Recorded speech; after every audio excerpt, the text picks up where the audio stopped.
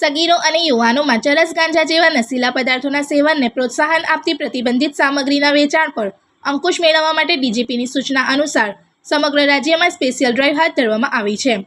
આ અભિયાનના ભાગરૂપે ભરૂચ જિલ્લામાં પણ પોલીસ દ્વારા સઘન કાર્યવાહી કરવામાં આવી રહી છે।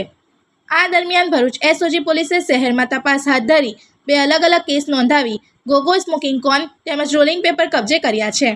આ કાર્યવાહી જિલ્લા એસપી અક્ષયરાજના માર્ગદર્શન હેઠળ અને એસઓજી પીઆઈ એવી પાણમિયાની રાહબરીમાં કરવામાં આવી હતી।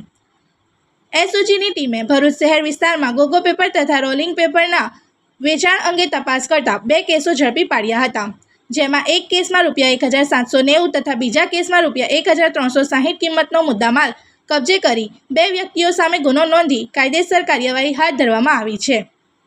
બંને આરોપીઓ સામે વધુ તપાસ ચાલુ છે।